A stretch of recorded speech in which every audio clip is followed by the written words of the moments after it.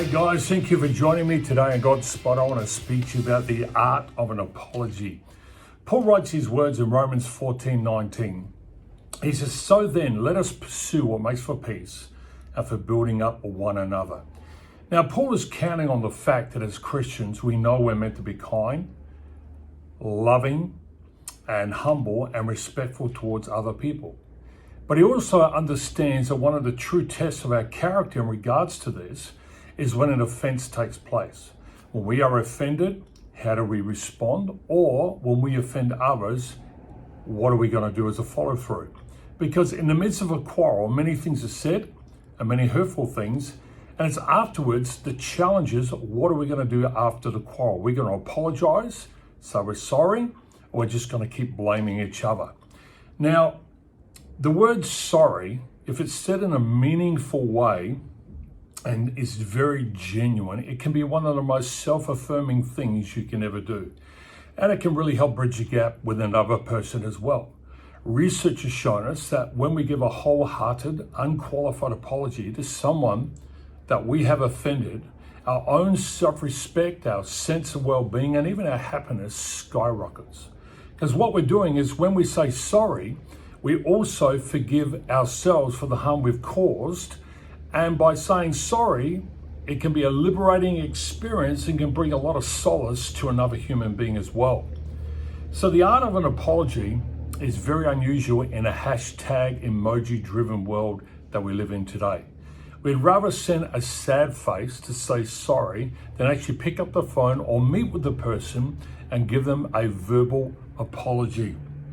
And the problem with that, it'll cost you emotionally. And so we'd rather go to the go-to and send a short message.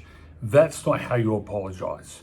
So let's consider, how are we meant to apologize? Because this seems to be a lost art today. Many people struggle with it. Number one is be sincere. When you apologize, bring it from the heart. Number two, name the transgression, the act or the words of harm that has offended them. Name it for what it is. I shouldn't have said this, or I shouldn't have done this. Number three, accept responsibility. Don't blame it on a bad day. Don't blame it on the need for a caffeine fix. Just be responsible for your actions. Number four, acknowledge harm or hurt you've caused. That way you're validating their feelings. Number five, then invite them and perform an act of restitution. Now, I'm not a very huggy person, but I don't mind taking people out for coffee or for dinner if it's going to help restore our relationship. Number six, make a promise that you're going to change your attitude or your behavior, then follow through. Number seven, thank them for taking the time for forgiving you. And number eight, when you say I'm sorry, never include the word but. You know what I mean? I'm sorry, but you were a jerk, because that is not an apology. So think about it. I am sorry are very three simple words, but they're powerful.